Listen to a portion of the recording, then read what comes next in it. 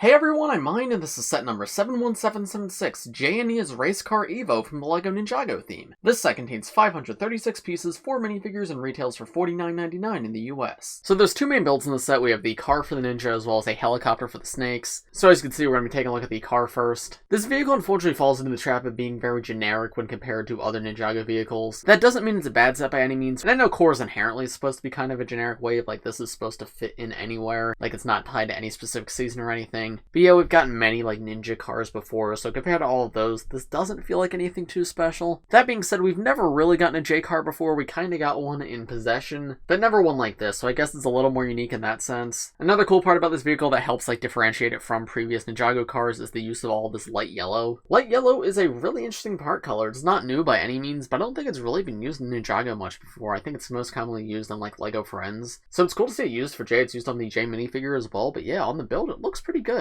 The car as a whole reminds me a lot of the Ninja Nightcrawler from Sons of Garmadon. Just a very similar size, a very similar shape, and that's not a bad thing. That is an excellent set, but it gives off very, very similar vibes. At the front of the vehicle, there's two of these golden blade pieces, which were first introduced in Seabound. It's cool to see that they're still using those. They work as a nice weapon on the front of the vehicle. I will say the car does look a little bit strange from the front, just feels very flat and gappy. However, from the top down, which is how you'll be looking at it most of the time, it does look pretty good. I like the sticker out the front with all the lightning effects on it, and the entire hood can be hinged up if you want. However, the hinging does not do very much at all. It's like very subtle. You can't even like fit anything in there. It doesn't work as storage. It's just like an odd thing, I guess. So I think it's best if you just keep that down at all times, but it is an option you have, I guess. Next behind that, this might be my favorite part of the vehicle. You have two stud shooters back here, which are sort of hidden away, but you can move them up like this and have them out to like attack. These are the newer stud shooters introduced with the LEGO Batman wave from 2021, but if you push down on them, of course, these stud will shoot out. In this set, instead of studs, it's trans yellow tiles. I quite like these newer stud shooter pieces because I feel like they integrate into builds a lot better. Like the older ones definitely felt a lot more like toys, but these work as like proper sci-fi cannons. So they don't look out of place in this build. They work as a play feature, but they also work aesthetically. And if you remove the studs from them, putting them down, they actually hide away even better. I think the fact that these stud shooters can come up and down is a really fun play feature, and it also works really well for the aesthetics of this build. That is probably my favorite part. Around the side of the vehicle, there's more stickers with these lightning effects on it. More of that light yellow is used as well. Same thing is going on the other side. The front wheels of the car have these golden covers on them, and I think those look really nice. However, with the back wheels, it just has a Technic axle coming out. I really wish that was covered up a little bit better, because the front wheels do look really nice, and that just feels a little disappointing. Very, very easy to modify if you want to do that yourself. However, I'm not sure why the set didn't do it out of the box, because it would have been very easy to do so. On the back, you can see this build that's in this lighter blue color with these big blades out the front and these katanas on the sides. This you can hinge back if you want, and then take it off and fly it away. What this is supposed to be is a little flyer for Nia. You can see that blue is actually the color of blue that Nia uses, and I think that's a fun idea. However, this flyer feels like nothing to me. It's a little sad that this is the first proper Nia vehicle we've gotten in years, not counting the water dragon because that's not a vehicle, that's a creature, but I believe this is the first actual Nia vehicle we've gotten since the movie, which is crazy to think about. So yeah, it's cool to get something for Nia. However, this build does not have very much going on. I guess it's fun in concept and I like how it comes off the car, but yeah, I don't have too much to say about it. It's just alright. You can see this is how she actually attaches to the flyer, the back for legs attached to those studs that you just saw. Yeah, it's okay, not much else to say on it.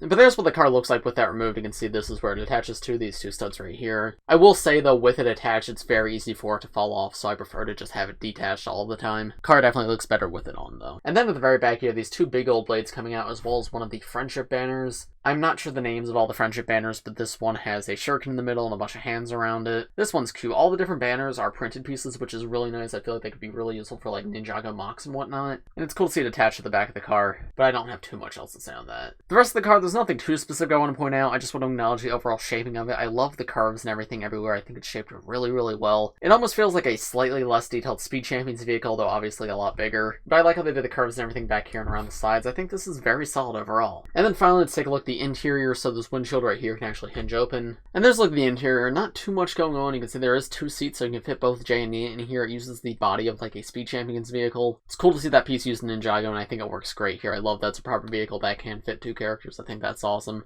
Behind it, there's a lot of open space, which might make you think, oh hey, you can store weapons back there. But no, that doesn't really work. I mean, you kind of can, but then the vehicle can't close all the way, so you probably shouldn't. So yeah, I will say with this open, this like open studded area is a little bit strange, because I just don't know the point of it. There's how J and Nia actually look riding in the car together. They fit in there with their armor on, but not with their weapons. So you'll have to find somewhere else to put their weapons, and unfortunately, I don't see anywhere in this set where you could put them. So you're kind of just going to have to put them off to the side. That's a little disappointing, because a lot of Ninjago sets recently have had like places to put the weapons when you're not using them, but this one doesn't seem to. But you can see both Ninja fitting there side by side pretty snug. I think that looks really good. The designers did a great job here. I really like it. One final thing I want to mention before moving on to the other build in this set is the fact that this set is called an EVO set. With all the other EVO sets, EVO stands for evolution, like there's some sort of upgrading or evolution that can happen with the vehicle. Like with the mechs, you can add armor to them, with the dragons, you can add wings to them. With this one, though, there really is no EVO aspect to it, so I'm not sure why it's called an EVO set. Unless the evolution is literally just attaching the Nia flyer to the top, which I guess that could be what they're referring to. There's no proper evolution to this vehicle, it just is what it is. Which I don't mind, it's a solid set, but the EVO name is just a little bit strange to me. But yeah, I just want to point that out. Not a huge deal, but I thought it was worth mentioning. And then we have the Snake Helicopter, which is so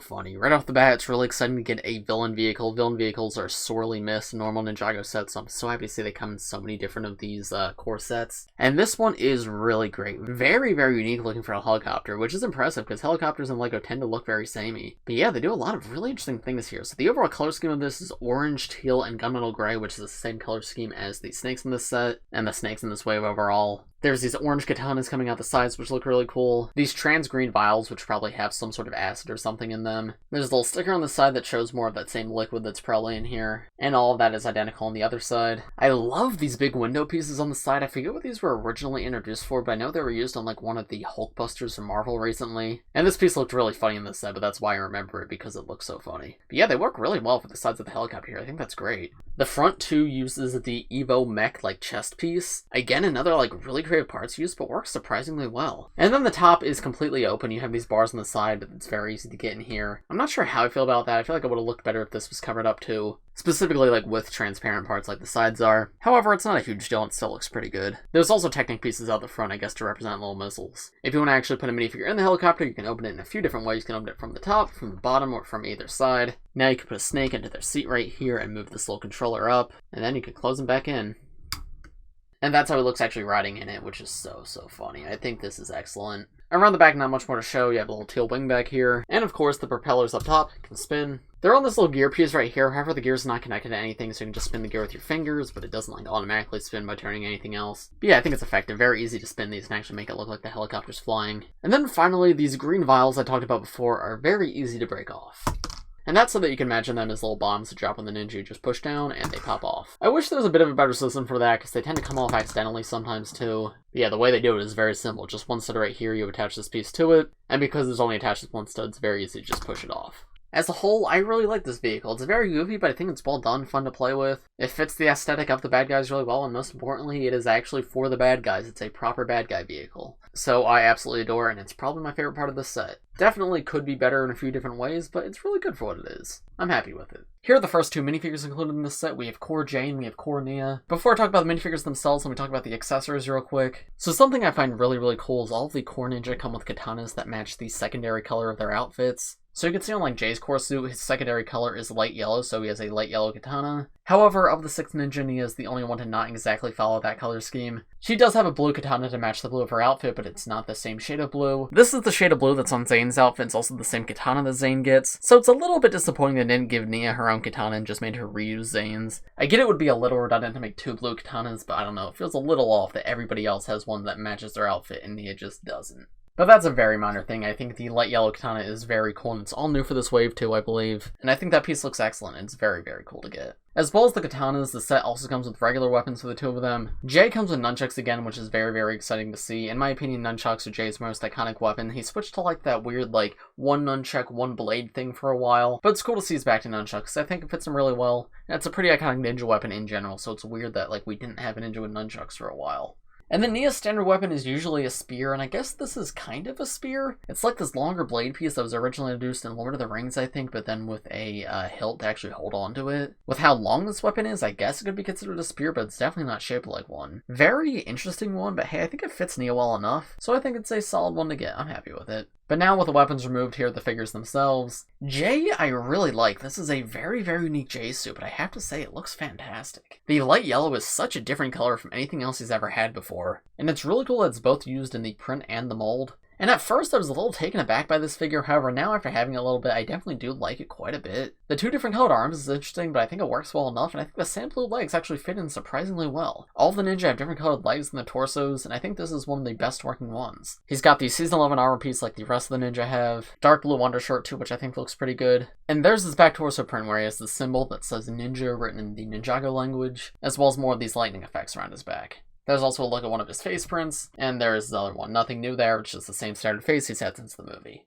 And then Nia is a very interesting one. I'm not sure how I feel about this one. My biggest negative with this figure is the one blue arm. I feel like that is completely out of place, does not fit in well at all. However, the rest of this figure I think looks pretty nice actually. The blue hand on the gunmetal gray arm actually looks surprisingly nice, and I love this torso design with like the waves on the sides. As I mentioned, all the ninja have different colored legs than the torso, so Nia here has gray legs but a gunmetal gray torso. I think that's an okay choice, though gunmetal gray legs just would have looked a lot nicer. Because I feel like here it doesn't have the transition that like Jay has, it just kind of feels like it's a less detailed down here. So I think gunmetal gray would have been nice in the legs, but it's not a huge deal and it still looks nice. But yeah, I think the highlight here is definitely the blue hand on this one arm and the blue printing on the torso. You can also see there's somewhat of a metallic shine to the waves on her torso, which look really cool. Another thing is she's not as new as some of the other figures on this wave. This is the same exact color scheme she had in Season 11, while Jay, for example, has an all-new color scheme. So she doesn't feel as unique as some of the other ninja, but I don't think that's a bad thing. It's a solid Nia suit still. There's what her face print looks like.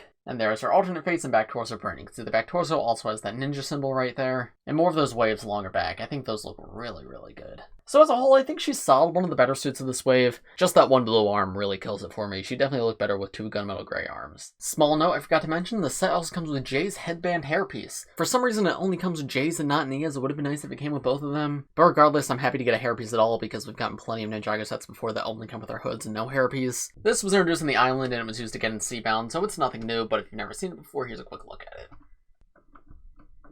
Yeah, I appreciate LEGO including that. And then the other two minifigures in the set are two snake villains. We have a Geo Whipper and we have a Mango Whipper, also known as a Boa Destructor and a Cobra Mechanic. The Geo Whipper is an awesome minifigure. Of course, he reuses the Pyro Whipper head mold, though this time around in gunmetal gray and orange, and I think he looks great. The orange looks really awesome beneath the gunmetal gray and the eyes and in the teeth. This armor piece, I believe, was originally introduced with the Last Jedi wave, but it's recolored in gunmetal gray here, and I think it looks great. And then he's got the big gunmetal gray fist pieces, which look awesome.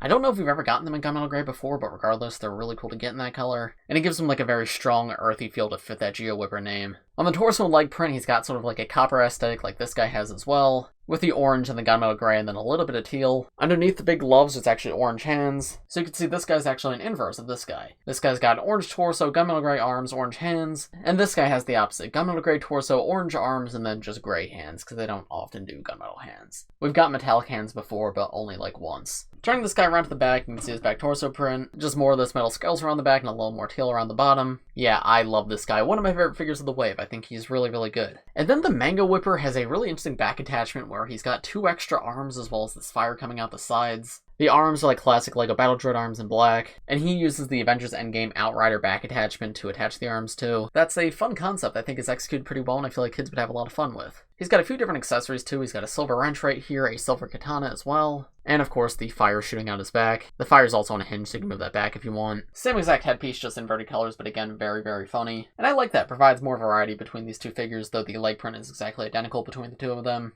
And around the back you can see there's some straps that link up. The straps seem to be made out of like vines, and there's more of those orange scales on top of the gunmetal gray body. Yep, I love both of these two. I know they're just like the generic villains of this wave, but I think they're a ton of fun, super unique, and I'm so happy to get them here, especially Geo Whipper. I think he's my favorite.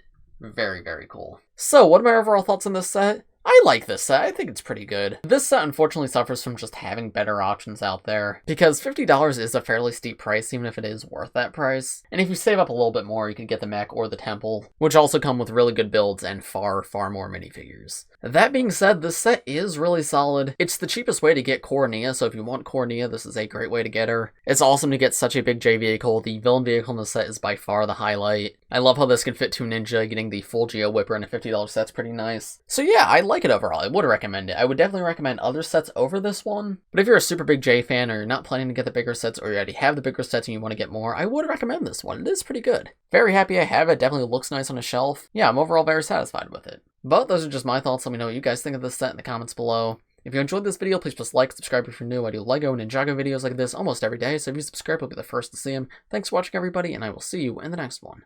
Bye!